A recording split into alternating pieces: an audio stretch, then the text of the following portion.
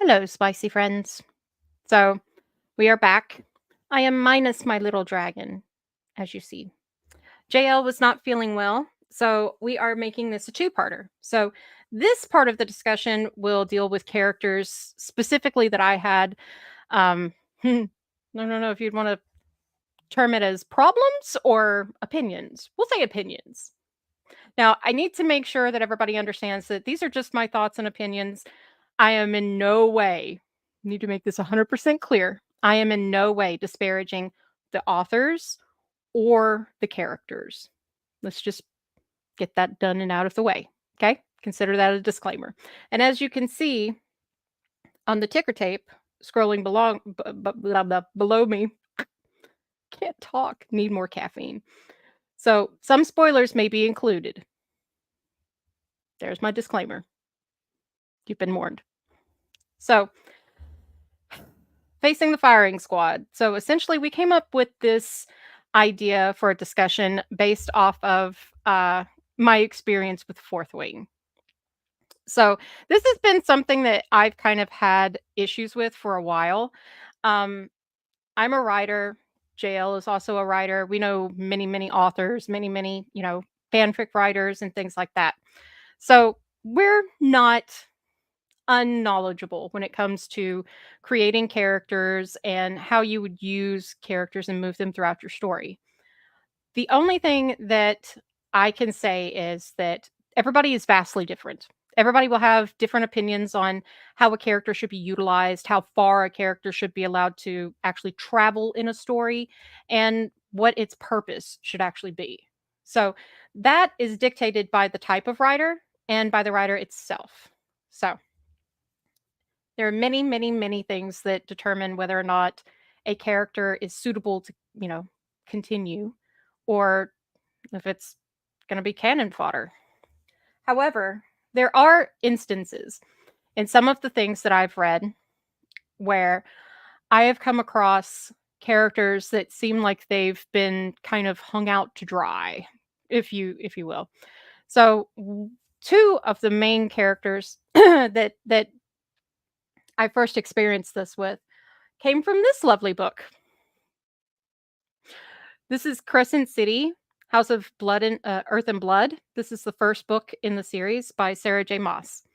So I read this book last year, and I referred to it as the Sand Trap, and then we also referred to it as Edging 101 because it would get you to the point where you think you're something spicy is going to happen, and then it would not happen. And then you get a little spicy again, and it would not happen. So, Edging 101, this book. So if you're a fan of edging, this is for you.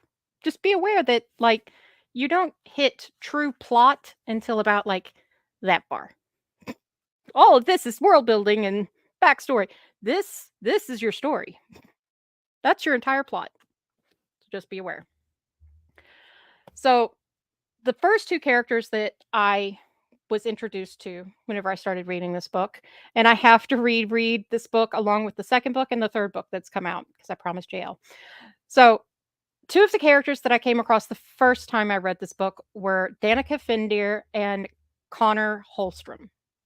So Danica is like my fucking spirit animal.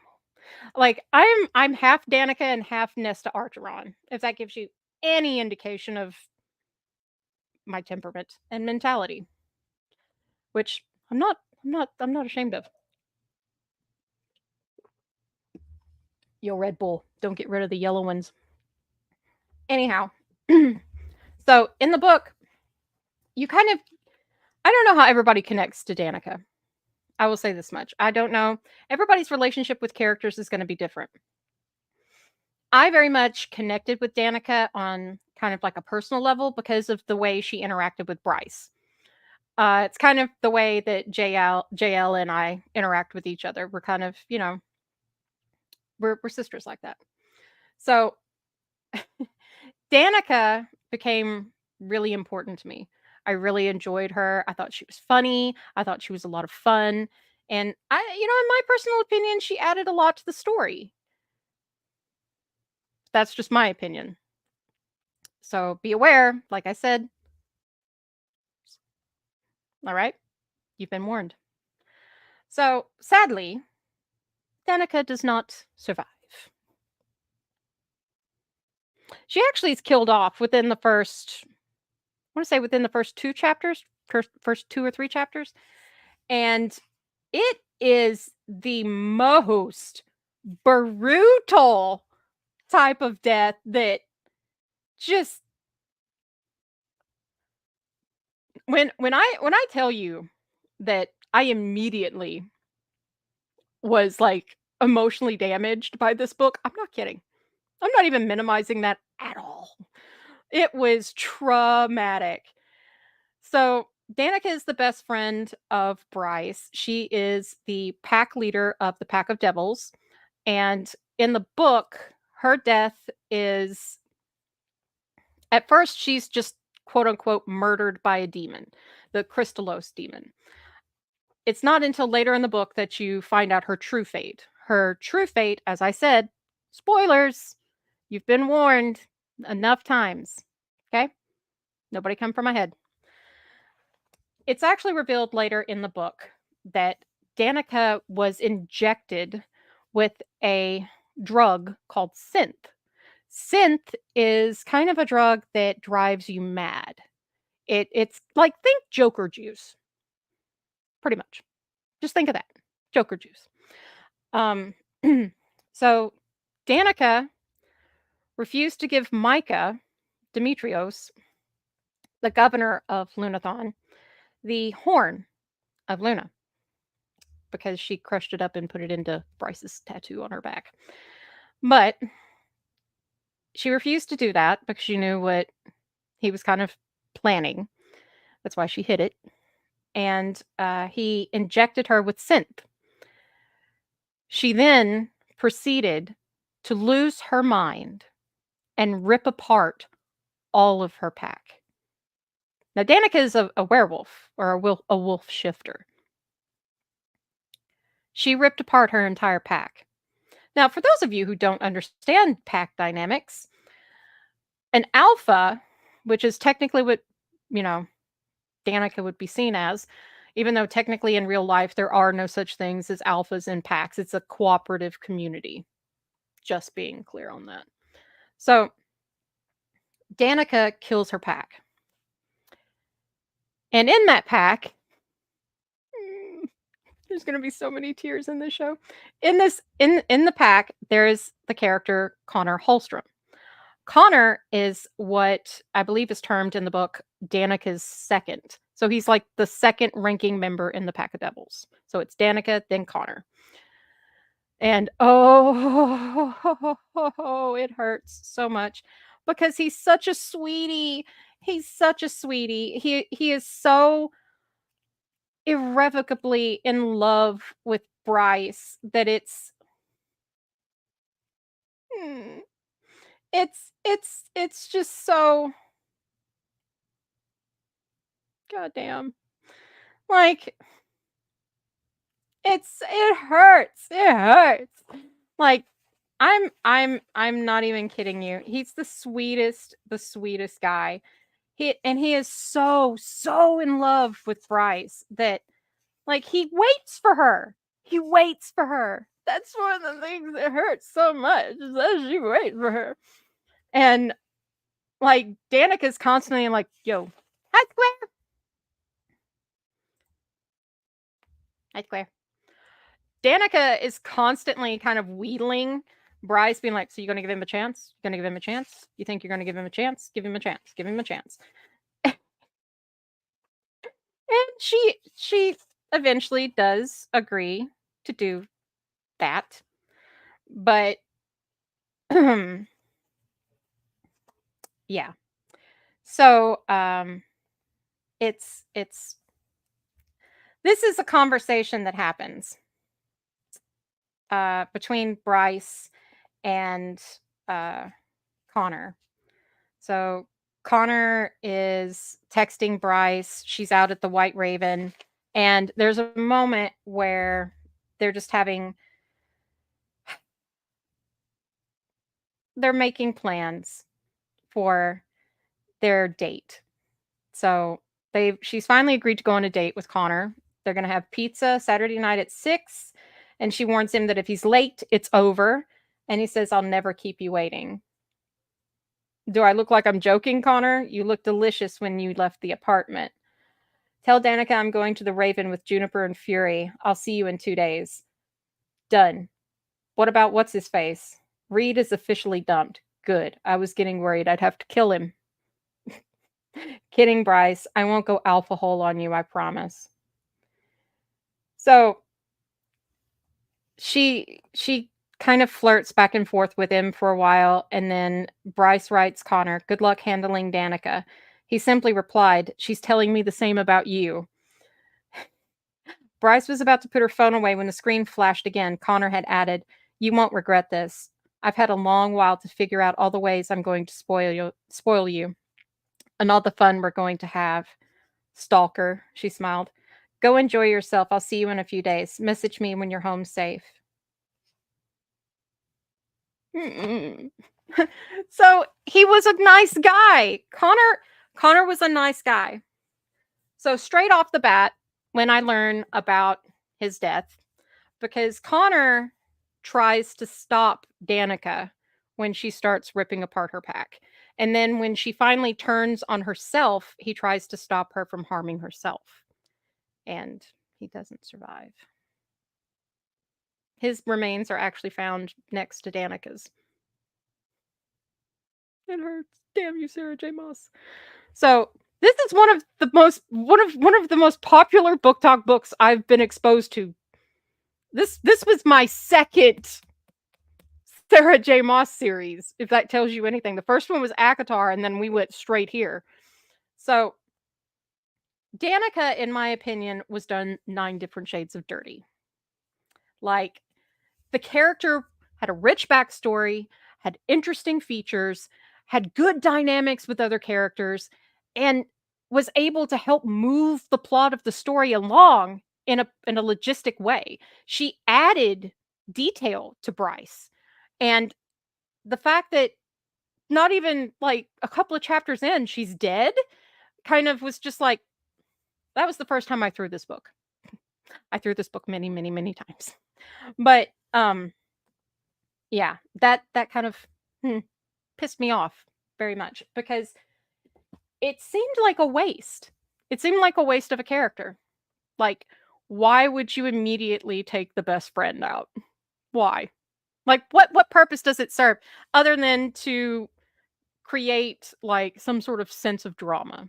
There are a dozen different ways that the conflict could have been introduced in this book.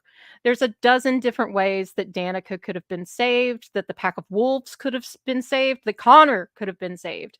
And I'm sorry, like, I like the idea of having Hunt have to compete against Connor.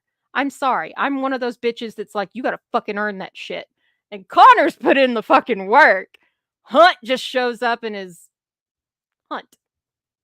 So it seems a little, you know, even Reese had to fucking earn shit with Feyre. But Hunt just shows up and is just like, "Sup, baby, I'm Hunt Athala." You know, just it's it is what it is. My opinion. So I felt like both of those characters were misused. I think that they should have been given a chance. I mean, she gave them actual details, like first and last names, gave them jobs, gave them standing within the community, gave them purpose within the community, and in relevance to the main character, Bryce. Now, I will say this. While I think those characters were misused, and I don't agree with their deaths, I will say this much for Miss Sarah J. Maas.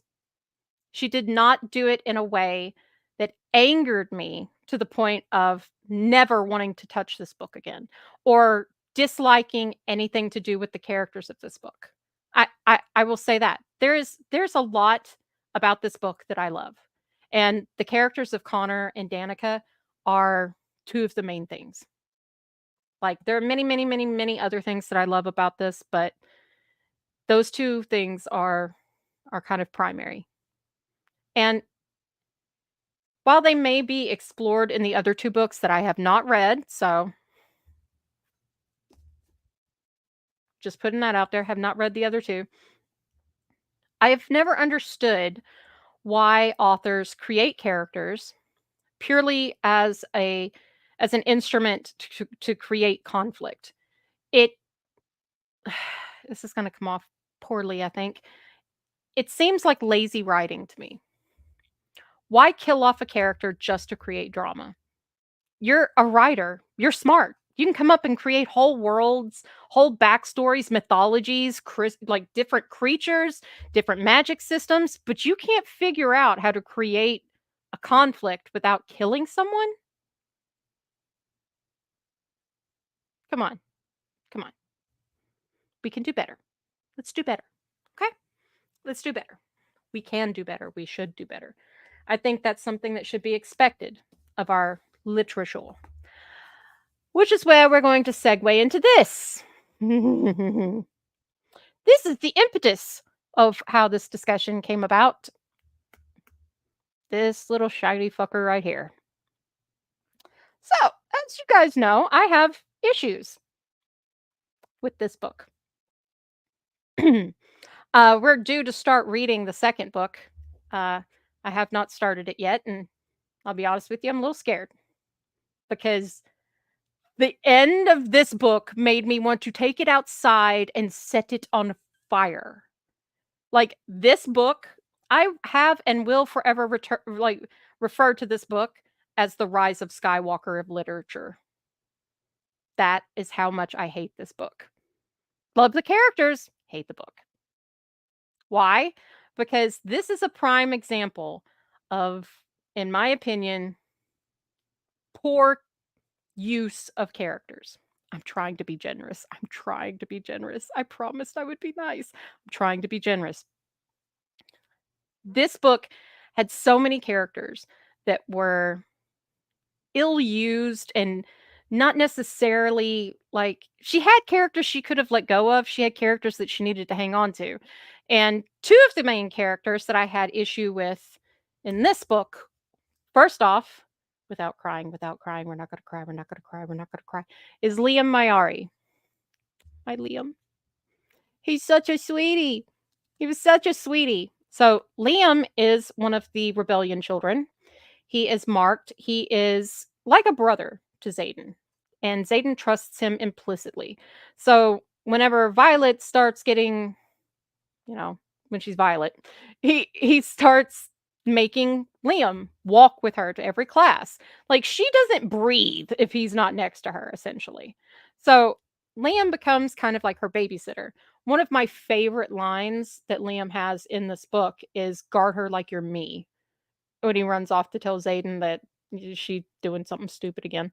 Um, and I do mean again. Now, so that's the first thing. Liam does not survive. Liam has a horrific death that traumatized me for days. It still hurts. My chest is hurting right now just talking about it. It's that fucking bad. So when this book started making the rounds, we all heard that handy dandy little jingle and that little rhyme.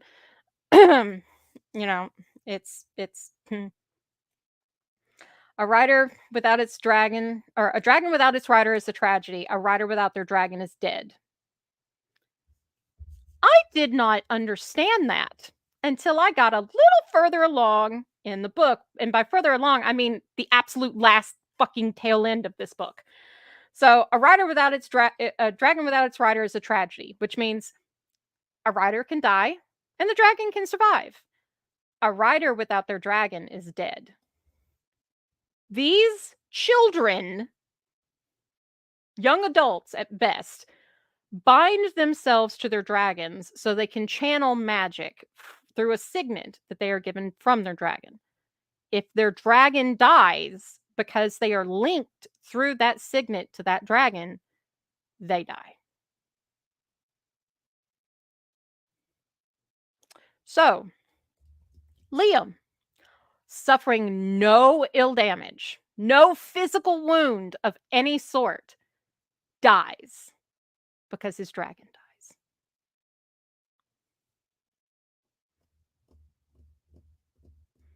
Just soak that in for a minute. Just let it seep into your pores how fucking bullshit that is. Like, I'm sorry. This is one of those books that everybody has very strong opinions on. So please, I respect your opinion, respect mine. This is, I want to say it, but I don't want it to seem like I'm being a dick. But in my opinion, this was lazy. Just going to say it. In my opinion, using Liam's death to pivot your character off of, because let's be honest, Violet, while she may be the main character, she's the FMC, she is ultimately almost completely pointless. Violet starts out with no power. No power whatsoever. She's breakable as fuck. Then, when she starts getting trained up by Rhiannon, and then when she starts getting trained up by Imogen and then Xaden, she learns a bit more. When she gets her dragon, Tarn and Darna, she has power now. And the second this woman gets a lick of power, she becomes the most epic asshole of monumental fashion. So there are several moments in this book dealing with Liam and Violet. Liam is meant to protect her. He runs to get Xaden to protect her at one point. But then there is another instance where there is this party, and Liam is Violet's escort. Now, the party is to celebrate the government of Navarre overthrowing the rebellion. Liam's parents were part of the rebellion. They were executed because of that. So it's essentially a party celebrating the death of his parents. Yeah.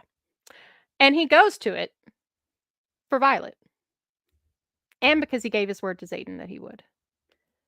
And at this party, this little bitch, I have issues with Violet. We're gonna get there. Just hang on. We're gonna get there. Trust me. During this little party, Violet takes the initiative to turn around and tell Liam, I don't look at you the way they do. I will never look at you the way they do. You are not what they say you are. Cut to a couple of hours later, after Xaden's rocked her world in the most epic fucking way, and I do mean epic fucking way. She pushes Liam when he tries to stop her and explain something to her. She shoves him and calls him a fucking traitor. That is a line in this book. And it is a line that I find to be damn near fucking abhorrent, if I'm being honest. It makes me so mad. You wrote a character that has honor, loyalty, that is a good man, that has suffered already the loss of his parents, being separated from his younger sister, and having to go through all of the other shit in Basquiat just to survive. He lost his family name. He lost so much, pretty much everything. And he has to walk around with a mark on him that leads him to being ostracized and belittled and abused. And you chose that guy to call a fucking traitor. Sweetie, what the fuck? Like, I have never wanted to reach into a novel and throttle a fucking character more than I wanted to throttle her in that moment. We're going to get to the whole shit with Xaden in just a second. But from my perspective of reading this book, Violet Sorrengail is a lying, manipulative bitch. She's not a nice person. She rants and rails throughout the entirety of this piece of shit, saying that it's not a piece of shit. Stop it, Rachel. Behave, be nice.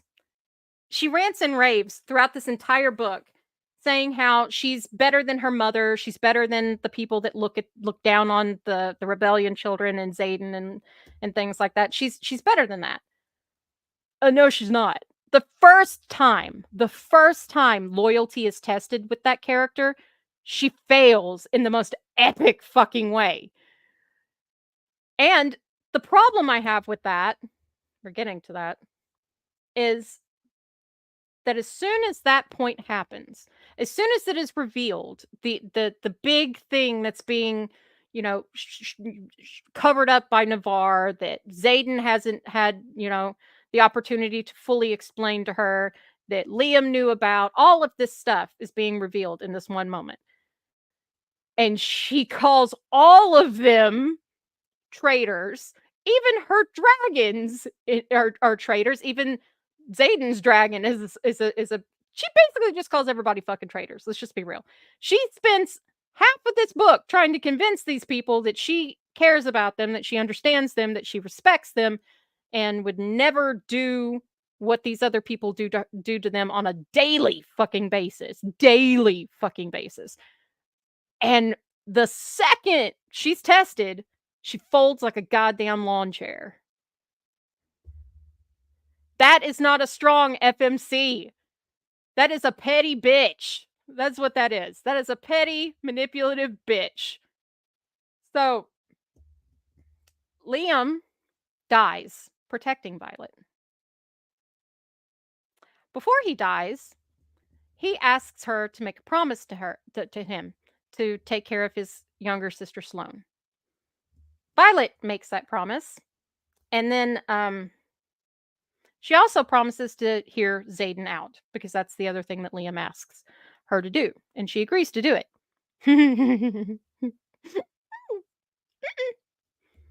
Mm-mm. She lied to a dying man. The man who died to save her ass, she fucking lied to him. There's no other way to cut it. There's no other way to cut it. There's no other way to look at it. She lied to him. She made a promise, and at the very end of this book, she literally tells Xaden, there's nothing you can do to ever earn my love, my trust, or my respect back. And shoves that into that poor man to the point where he says, I'll do whatever it takes. I'll do it every single day. I will prove that I am worthy of you. I will prove that I'm worthy of your love. If I was Liam in the hereafter, I would have haunted her ass so fucking hard. And let's not forget the whole sister thing. Yeah. Strike two, Violet. She's just a poorly written FMC. Essentially, throughout the entirety of the book. The reason why I call this book The Rise of Skywalker is because the story and the main character are carried and made relevant by every other character in it. Without every other character in this book, Violet Sorrengail accounts to zero. She has no purpose, has no meaning, has no significance without all of the other characters touching her. It's just fact. Read the book. Without having Rhiannon, she has no relevance in training, learning to defend herself without Liam. She has no relevance as to the threat without Xaden. She has no relevance as to, like, the sultry back and forth, enemies to lovers shit. Without any of these characters, she doesn't have purpose. Very much like Rey Skywalker. So, that's part of the problem I have with the Violet Sorrengail. Now let's get on to the main game here. Xaden Ryerson. I dislike what she did to Liam on a fundamental biblical level. But what she did to Xaden, I am disgusted at a cellular level about. And God bless all of my friends and my therapist that had to listen to me rant and rave about this. I'm sorry. But thank you for listening and helping me through it for the most part. This is also therapy, just so you know. This is me being allowed to let out some of the anger, because We have rage.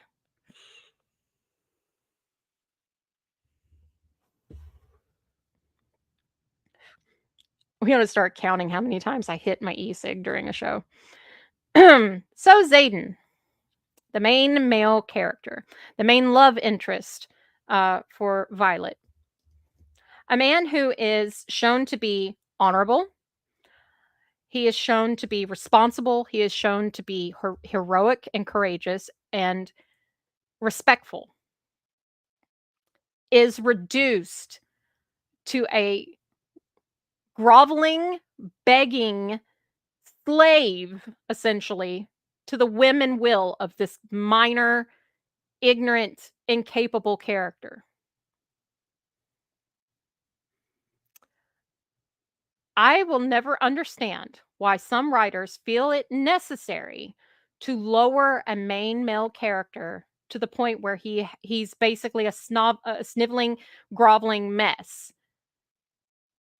just to make your female character relevant or make her seem strong.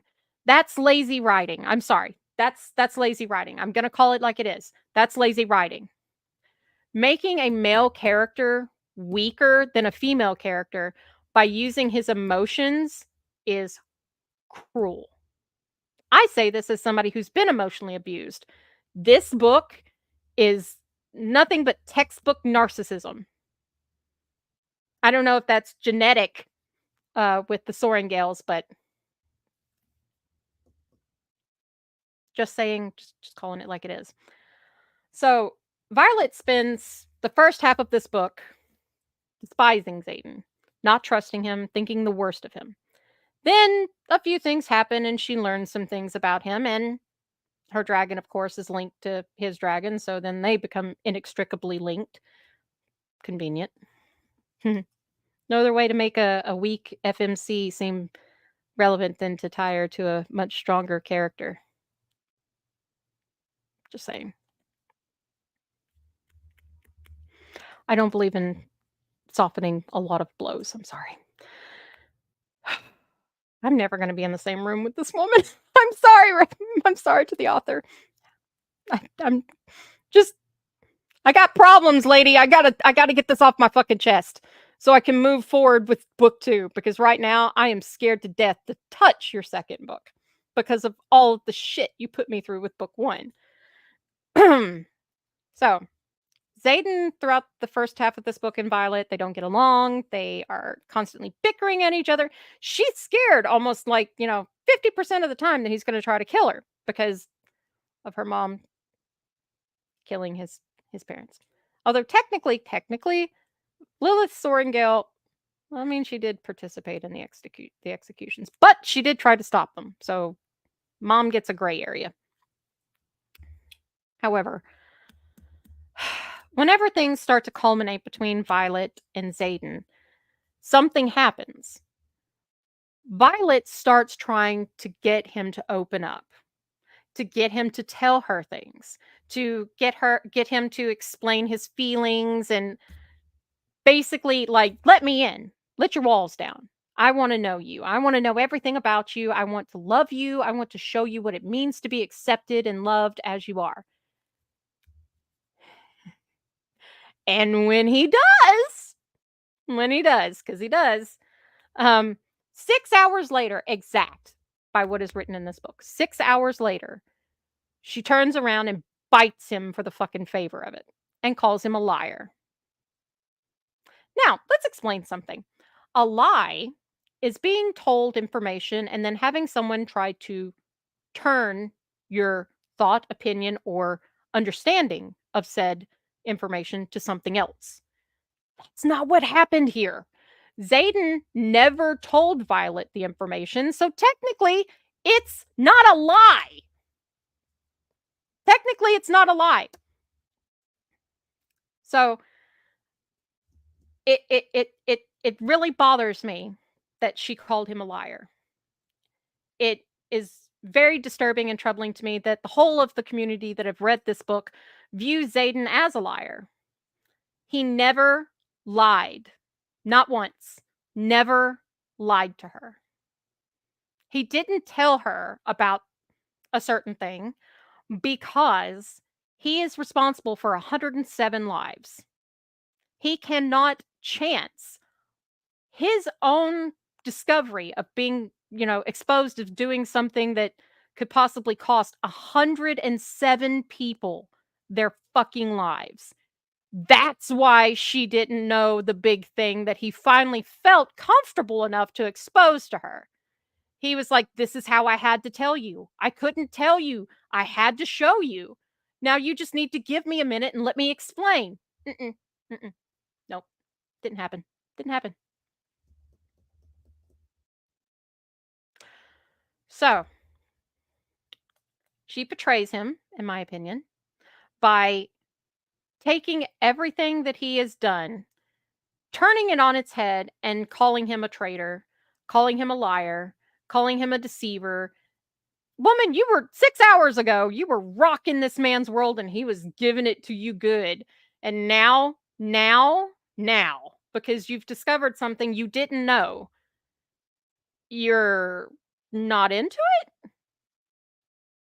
Tell me that doesn't sound shallow. And before any of you ladies get upset with me about that, let me just point something out. 6 hours prior to that discovery, Zayden and her had sex. And I mean earth-bending, life-altering sex. It was good.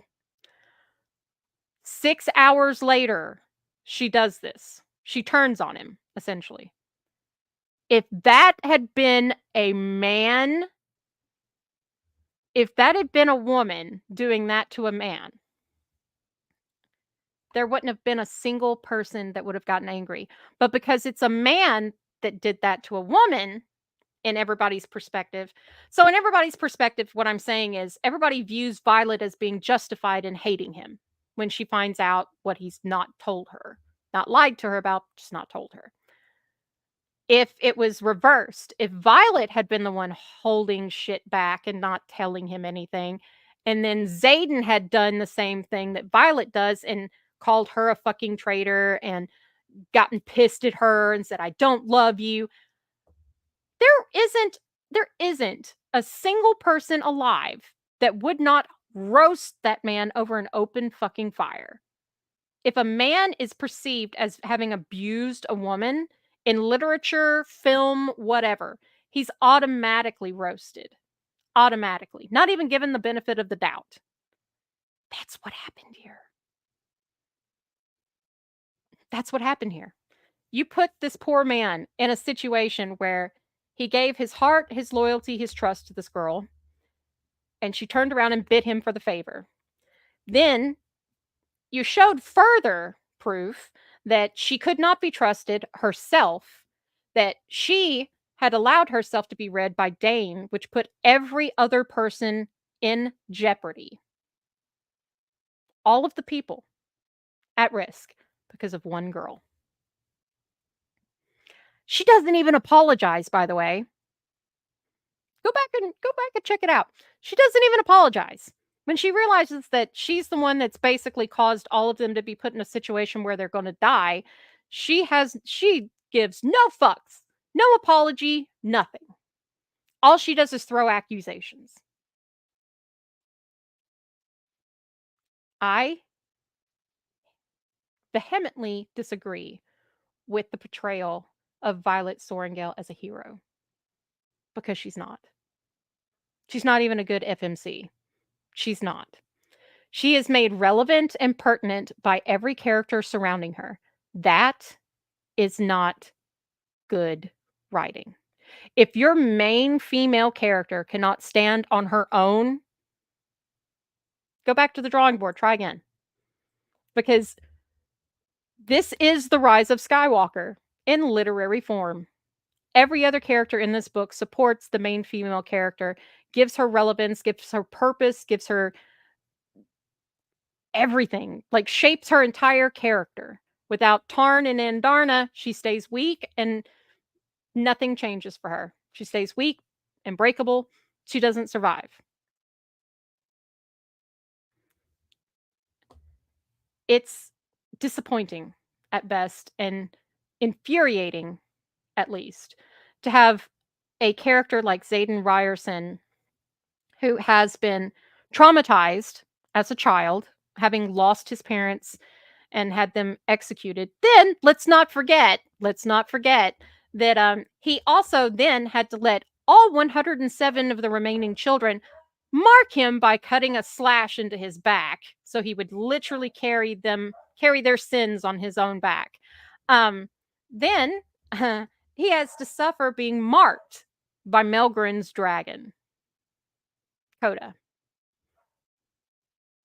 a mark that can't come off, that can never be removed. He has to wear that. Now, keep in context one little thing that I don't think a lot of people really realize.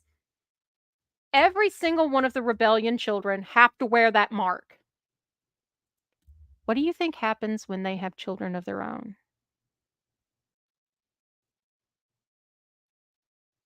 What do you think happens? If Zayden and Violet have a child and the government of Navarre finds out, what do you think's going to happen to that kid? See what I'm saying? There's a reason why Xaden was so tight-lipped about things. There's a reason why Xaden was so afraid to reach out to somebody. There's a reason why he was protecting those people. Imogen and Garrick, throughout the entirety of this book, are known to have feelings for each other, but they never throw down. Why? Because they're not fucking stupid. If any of the rebellion children have children, their children will be marked as well, because everybody wears the sins of their parents. Well, except for Violet. Ironic, isn't it? Sorry. I know I'm getting a little hot under the collar, kind of going hard, but I'm sorry. That's it's not okay. I vehemently disagree with a character that in no way behaves as a hero being seen and termed a hero. It's not possible. It's ridiculous at best and lazy at most. So my last two people to talk about, and these are gonna hurt. So buckle the fuck up. So the next character that I want to talk about is Bucky Barnes, James Buchanan Barnes. We all know Bucky, the Winter Soldier, Cap's best buddy. We all know Bucky. He was created in this current incarnation by Ed Brubaker. So, hats off to you, sir.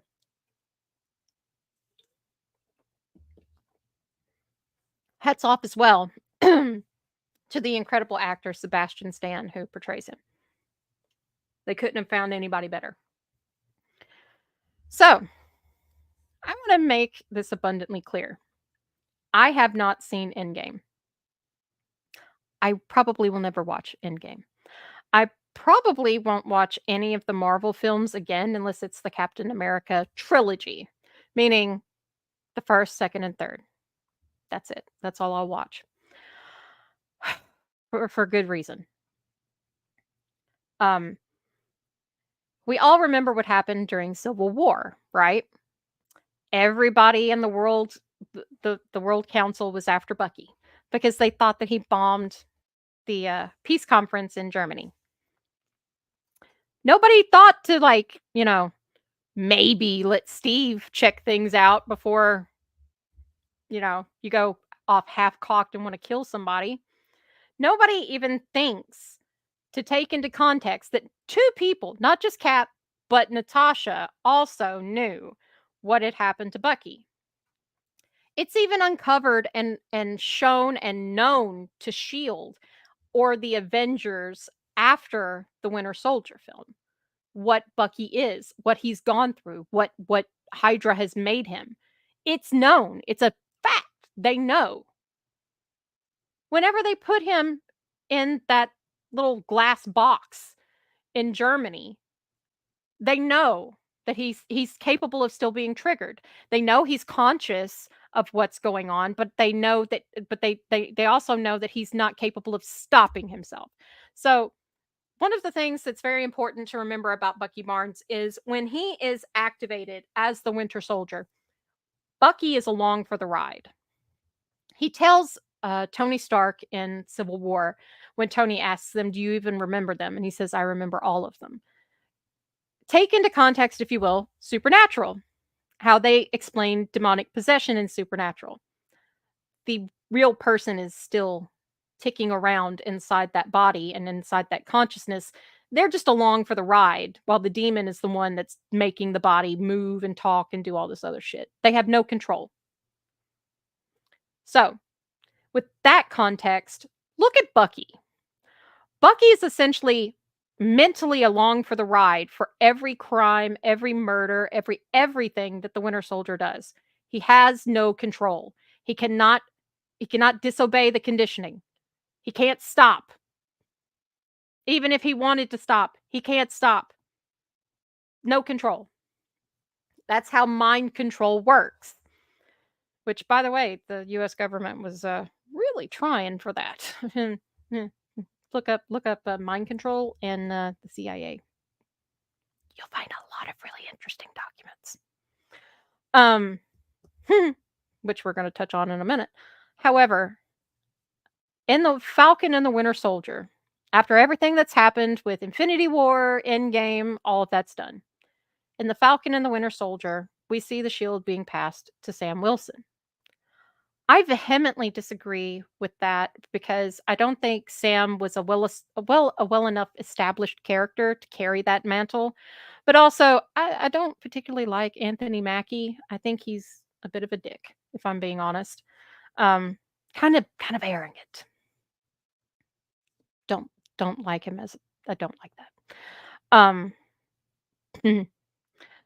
that's just my personal opinion. I think they should have worked with Sam more and gave him more context and more character building and then maybe moved on. But ultimately, and I think there's quite a few of us that were fans of Bucky, we expected Bucky to take the fucking mantle. That didn't happen. No, what happened? What happened after the end of Endgame? Poor Bucky. Let's keep in mind, Bucky Barnes is a war veteran of now not one, but two major world wars. The first one, and then the Infinity War type shit. So that's two major conflicts that this poor man has been put through. Keep that in mind. He's had his brain put through a blender more than any fucking smoothie ever has. He's been rewired numerous times, put into cryo, taken out of cryo, put into cryo, taken out of cryo. He's forgotten half of who the fuck he is. Like, Shuri is the one that has to dig back under layers of fucking psychosis and layers of conditioning to bring Bucky back to himself. And this is the man that sacrificed his life to help in Infinity Wars during the moment with Thanos, that then, yeah, comes back. But can you imagine the trauma of remembering being snapped out of existence? Now, now, imagine that all of that has happened to you, and your government says to keep your ass out of jail, you have to walk around and find every single one of your victims and apologize. You also have to go to therapy, but let's be real, Bucky needed therapy.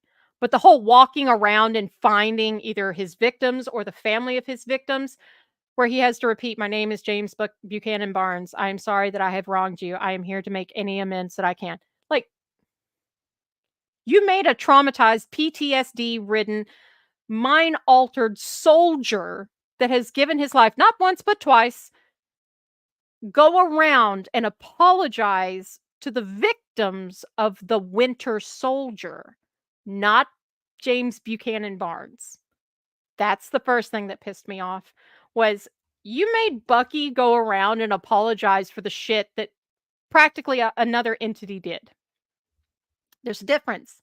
There's a disconnect between the Winter Soldier and Bucky. They are the same physical person, but mentally they are vastly different. Bucky has morals and ideals and principles and logic, and the Winter Soldier is just he's just on a one-track mind. That's it. That's all he's got. He follows orders, doesn't deviate. That's it. So essentially, you made a trauma-ridden veteran walk around, find random people that he knows little to nothing about, other than the fact that while he was under the conditioning of Hydra, he did horrible, horrible things to them and took people out of their lives. You made that man walk around and apologize to these people. Yeah, you can go fuck yourself. Because and I think this is fair to say, if we were to take another character that has been traumatized, gone through numerous things, even had his mind altered, uh, and done some things, uh, he didn't have to go around and apologize, did he? What about Barton? Clint, Hawkeye. I'm using Hawkeye as an example. Why? Because Clint is a good man, but he was a good man that was used for ill purposes, just the same as Bucky. Yet nobody had a problem giving Barton a second chance. But Bucky, on the other hand, was not deserving.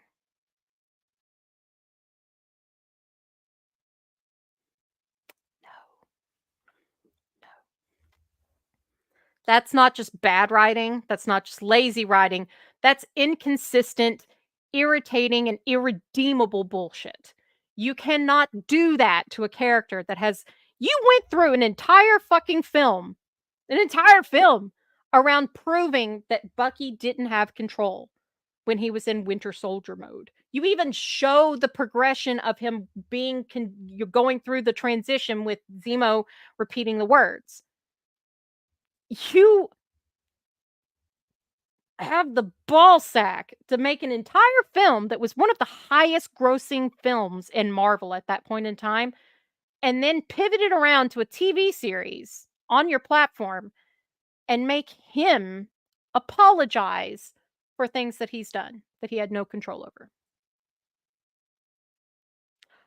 I would just like to point out the fact that it had Steve stuck around and that been on the table, that shield would have stayed firmly in his hands. I mean, I'm sorry. There's no fucking way that Cap sticks around and learns about them making Bucky walk around and apologize for shit that he had no control over, and he doesn't lose his ever loving motherfucking America shit. It doesn't happen. So that's another character that, in my opinion, was misused, mishandled, and done dirty. Like I said, do better.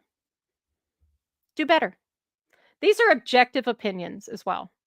Like logistically looking at them as they are people, looking at them as they are characters. These are facts. I know that they may be uncomfy and they may be things that people don't agree with.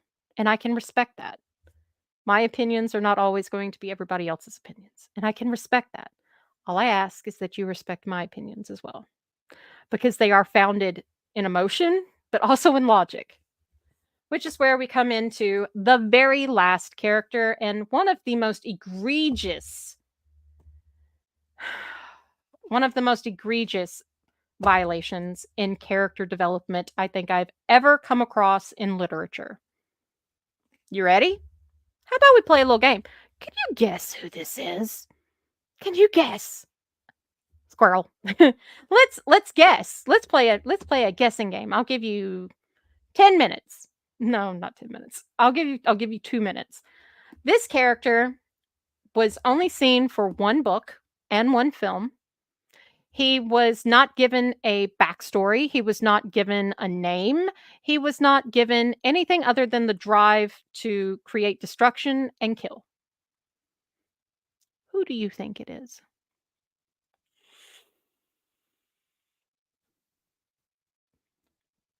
For those of you who are watching this on the rewatch, feel free to leave your comment. I'm curious.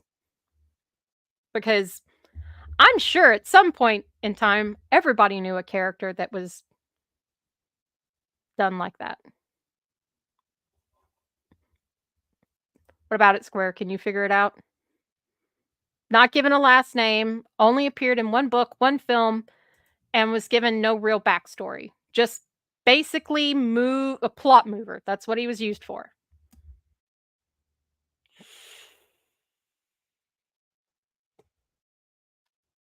I, for the life of me, cannot figure out why. Every time lately we do a podcast, every time I'm talking, my throat gets dry. Red Bull, sponsor me, please. But sponsor me only in the yellow one. You can keep that orange amber bullshit you're creating. I want my yellow. I want my tropic. Don't get rid of my tropic. I can't go back to the original. Okay, so I don't think Square knows. So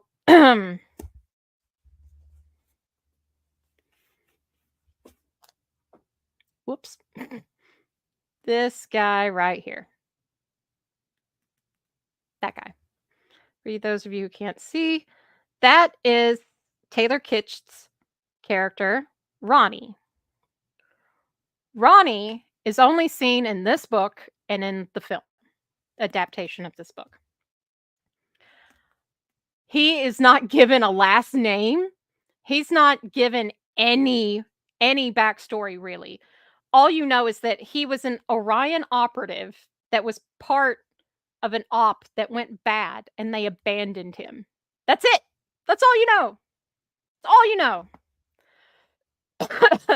Game show music playing in my head. That's all you know. We don't get what he was before he was with Orion. We don't give any context as to who he was as a person, his motivations, or anything. This character was written as a one-dimensional plot mover. That's it. That's all the entire plot revolves around that one character. The entire plot. Without him making moves and doing things, all of the other characters around him mean dick. And yet, he ends up being killed off in this book and in the film, which I'm working on reversing because technically I don't think he died. So consider this me claiming this character for my own purposes. The author, Vince Flynn, has unfortunately passed away, which means that Ronnie is up for grabs. So consider this me putting every other person on the planet on notice. He's mine. Because I'm going to fix this shit. Because I can and I will. But I vehemently disagree with the way this character was framed. I vehemently disagree with the way this character was utilized in the book and in the film. Now, don't get mad. Love the movie. Love this guy. Love Michael Keaton. Will love Michael Keaton until the day I fucking die. He is my Batman. But Taylor was done 9 different shades of fucking dirty with this character. They didn't even give him a fucking last name. How do you do that? How do you give a man that is known for creating nuanced, detailed, inspiring characters with honor, nobility, and consideration and depth? How do you give him a one-dimensional character and make him a killer? That's it. No other motivation, just a killer. That's it. The whole concept of the nuclear bomb and the Sixth Fleet doesn't even make sense in the context of the story. So I don't understand. I don't understand. I don't have full context on what was done, but I know that Taylor Kitsch, the actor, the incredible actor that portrayed this character, was given some flack for portraying this character. Don't agree with that for 2 reasons. One, this man has done more than any other human being on the planet for veteran affairs, for bringing veterans issues, their mental health, all of that, the charities and stuff that he's done in the name of of Michael Murphy. This man has done incredible things. Even created a foundation in Montana that he paid for out of his own fucking pocket for veterans. That is a man of honor. And you expected this man to take less than there's no way the script part of Ronnie in this film was more than 5 pages.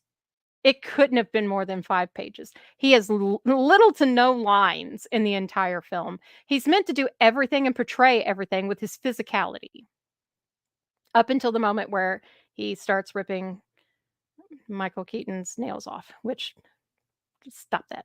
Don't do that to my Batman. But he's he's given no real context. He's just a bad man. He's just a bad man. Now, I can understand the concept of a villain being a villain.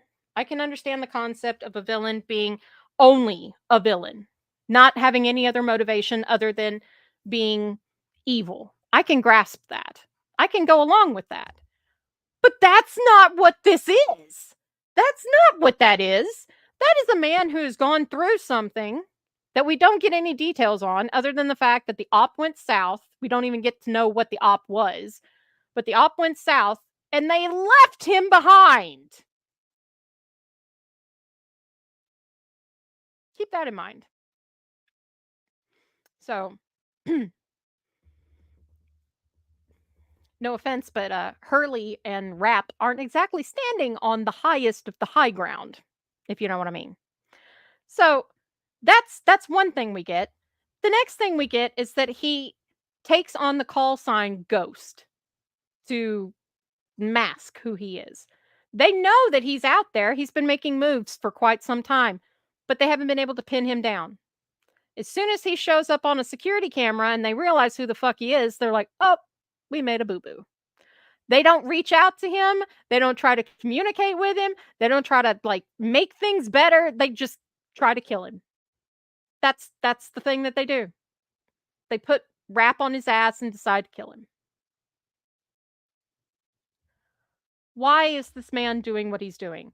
Why is it so important for him to go so big with a fucking nuclear bomb? This man is an experienced operator. You mean to tell me that for, I don't know, close to 6 years, if not longer, this man has done nothing but try to put together a nuke so he could take it and drop it in the middle of the ocean and try to explode it on the 6th Fleet? For no reason other than he's mad because you left him behind. What didn't he get? What did he leave behind that he's so mad that that he doesn't have anymore? Did he have a family? Did he lose time out of his life? Was he grievously injured? We know he was tortured because he was captured and tortured for months. We also know that during the time Ronnie was captured and tortured, trying to get information out of him, he never broke. That says honor. That says that he has an honor code that is unbreakable. How? How do you expect me to believe that that character just like that decided, no, you know what? I just want to be evil. Forget my life story. Forget my backstory. Forget my family, my life. We don't even know if he had a fucking dog. Like, dude woke up, went to work for an op, didn't come home, and nobody came to find him and he was tortured horrifically for months. And that's all the context you're going to give him in view of a story where he's the main villain? Why is he the villain?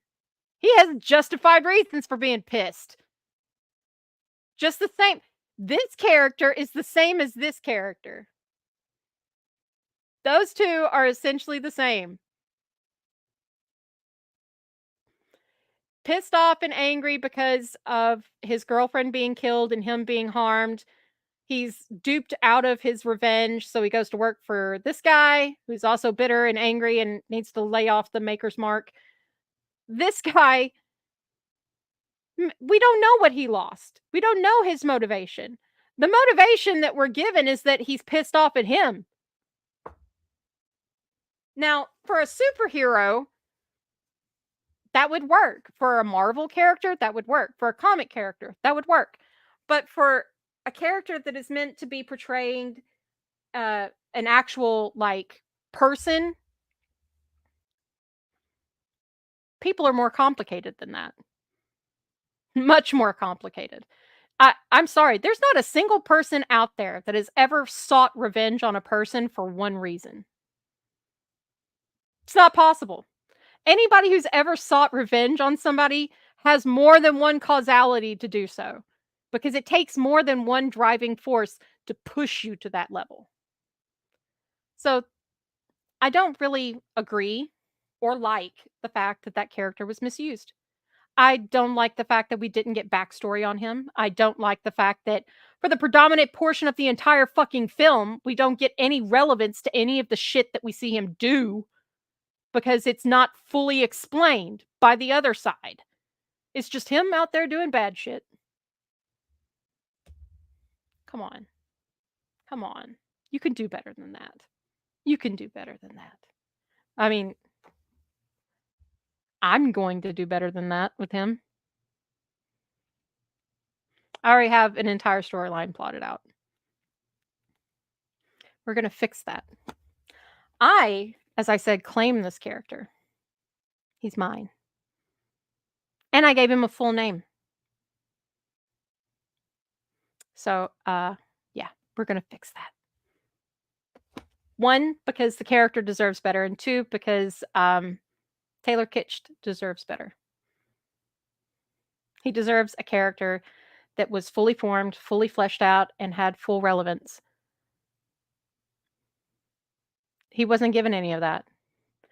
And the fact that this was a film that he did, I believe, I want to say that he did this after Lone Survivor because he trained on this film with the same stunt coordinator and weapons guy, Yost, who is a former Navy SEAL. So you take a man that comes off of a film like Lone Survivor and put him in a context of a man who is working in a similar field, has a military background, is then left for dead, which breaks any form of an honor code for any branch of the military. Like they don't leave people behind. Like, come on. Do better. Do better. It's not that hard. All I'm asking is if you're going to make a character do something, make it make sense. And don't make it make sense from your perspective. Make it make sense from everybody's perspective because stories are nuanced. All of these books, all of these stories are nuanced. Even Bucky's story in the comics and in the films, they're nuanced. They're different. They're going to have different relevance and different pertinence and different opinions based on them off of how the viewers or readers interact with them. You've got to look at your characters from a full 360. You can't just look at your character as you think it's going to be perceived because everybody that reads the character, everybody that watches the character is going to have their own personal mores and stigmas that they interpret through that character's arc. You've got to be better. You don't have to kill characters to make another character relevant. You don't need an entire cast of characters to carry one fucking girl through the entirety of a book to make her fucking relevant. You don't have to drive your main male characters into the ground and make them seem like chauvinistic pigs for no reason, with no context or reason or proof, because he didn't do it. Xaden is innocent. Justice for Xaden. Just like justice for Ben Solo. But that's my point. Writing can be one of two things. It can be character assassination or it can be character exploitation. We have yet to see character development and character context and significance placed on a character without it needing the destruction of another character or the lack of information from another source. You have to be able to bolster your own character development based off of that one character itself. You can't continue to use side characters to carry your main character through the story and then expect me as a reader to have the same respect and understand the significance of that main character after those other characters are taken away. If you use characters like in Fourth Wing and in The Rise of Skywalker to support your main character through the entirety of the film, as soon as those characters are gone, that character loses any platform to stand on.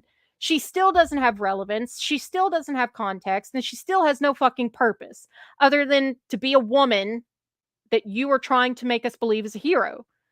Women can be heroes. Women can be inspiring and absolutely gobstoppingly gorgeous, smart, capable, like Akatar, Farah, Nesta, Gwen, fuck, even Elaine. Like, come on. More. Or Amryn. There are so many characters in just that one series that had purpose, but still were connected to other characters. But every character in that series can stand on its own feet. Every single one.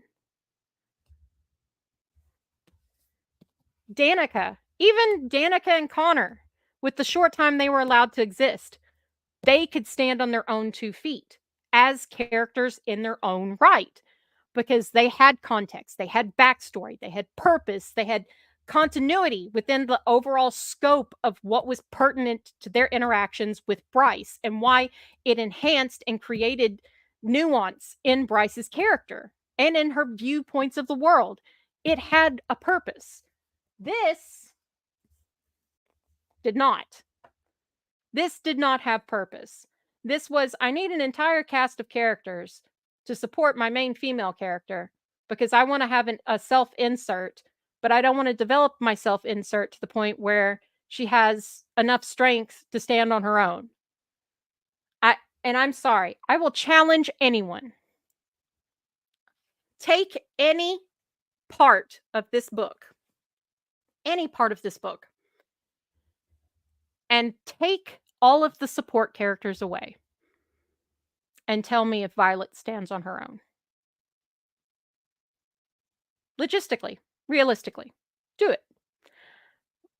At any point in time in this entire book, can Violet Sorrengail stand on her own principles, her own morals, her own ideals, her own points of view? Can she stand on her own, or does she require another character connected to her to give her relevance? If that is what you're writing as a character that's supposed to be inspiring and strong and an inspiration to the next generation of readers, do better. Do better. It's possible. You can do better. How do I know that Rebecca Yarros can write a good female character? How do I know? Because she wrote Mira, because she wrote Rhiannon, because she wrote Lilith Sorrengail, because she wrote Imogen. She wrote female characters. She even wrote Sagail. I hate calling that dragon Sagail because it's pronounced Skal, but she wrote that dragon. Even in Darna, she wrote female characters, whether they're dragons or real people. She wrote them with nuance and feeling and made you connect to them. Violet doesn't have that unless she's around another person. That's poor story building. I'm sorry. Like, it's heartbreaking to have worthwhile characters thrown into the ash heap so you can struggle to make your main female character have relevance. This is nowhere near as good as this. This is nowhere near as good as that. There. Why? Because every other character in this book has purpose but Violet. And I know everybody's like, but wait till you read the second book. She gets more context in the second book. I'm sorry, but as authors, you guys know, and you know very well, that you get one shot to pull a reader in. One shot. This book was a struggle for me.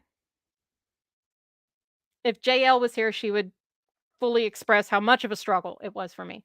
It was a struggle. Why? Because it was damn near impossible to connect with a character like Violet Sorrengail. The only thing that ever at one point in time connected me to Violet was lust. That was it. That's it. The lust that she had for Xaden, that was it. Nothing else. That's it. I connected to Liam and to Xaden more than I connected to your main female character.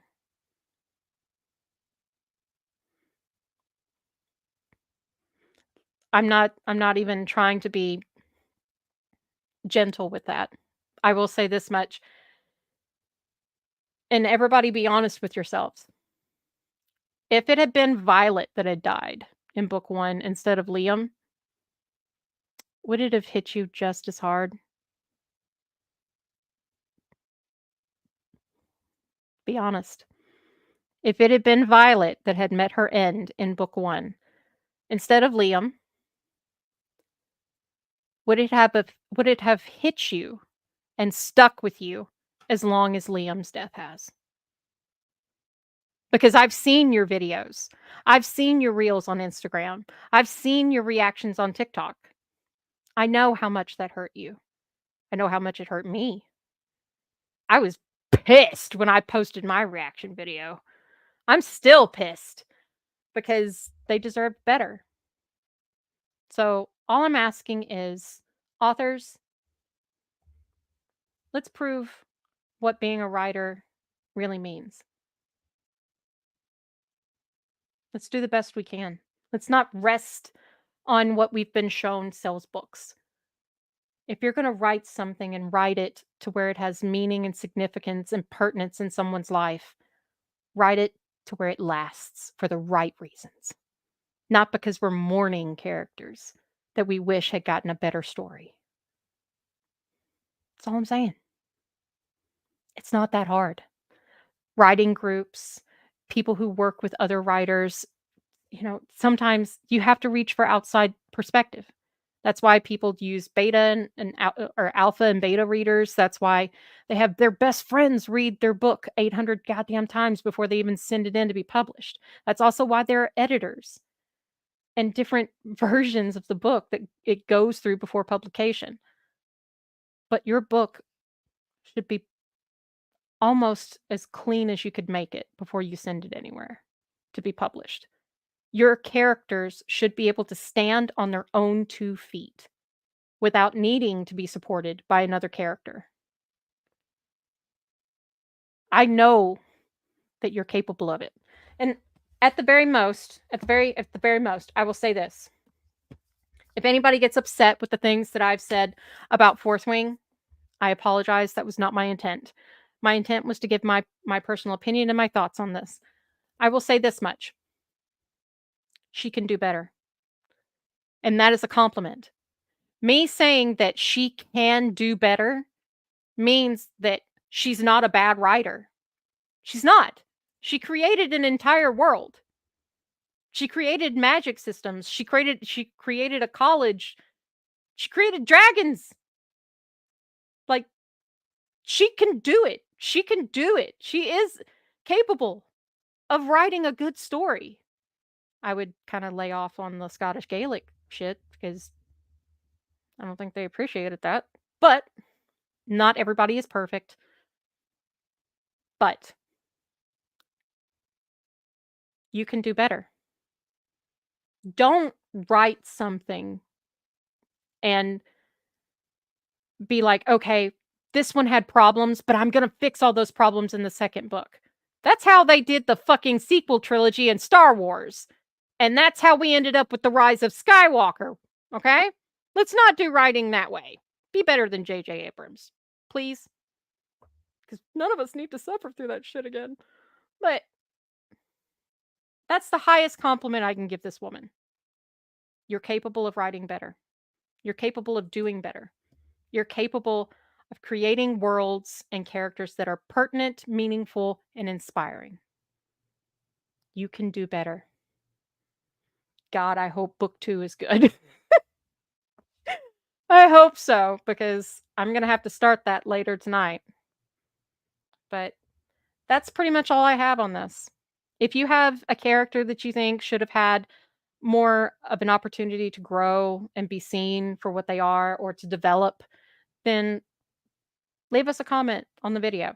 We would love to know what your thoughts and your opinions are. We'd love to hear from you guys. Keep it clean, keep it nice, and be respectful, because that's what I've tried to be, and that's what we all try to be here in this space. Everybody has a right to their opinion. Right, wrong, left, or right. Don't care. Just be nice. Don't be a dick. That is the one rule of this entire space. Don't be a dick. So I'm going to end it. And as soon as we get part 2 scheduled, we're going to be covering another 6 characters that are JLs to kind of detail her thoughts and feelings on those. So that'll be coming up soon. So we'll have a part 2 of this. I hope you guys had fun. I hope you didn't mind my perspective on things, but it is my perspective. It is my opinion. And like I said, I don't think out of all of these, Fourth Wing hurt me the worst. This made me sad, but I would still reread this book. I would, and I will, because I promised JL I would. So that'll be coming up.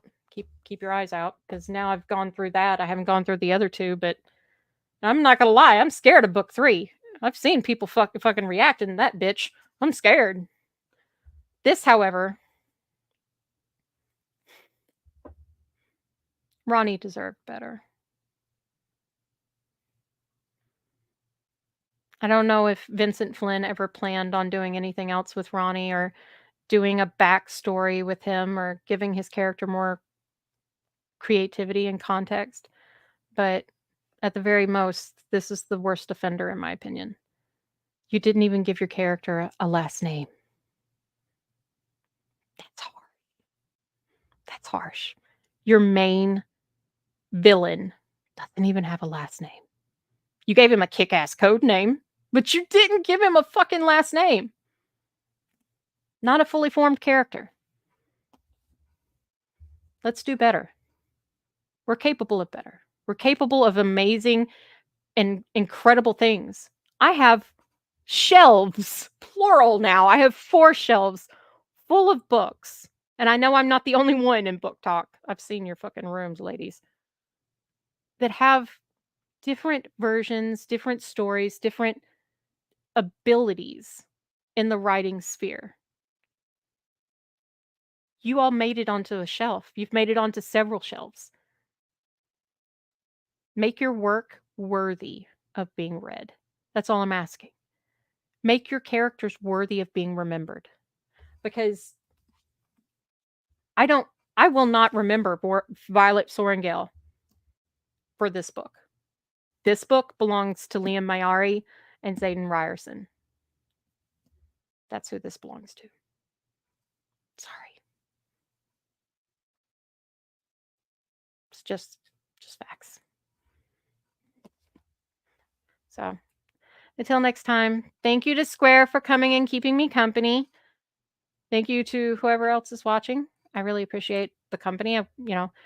Hopefully at some point in time we'll have more people in the chat. If not, we may just start recording and then posting.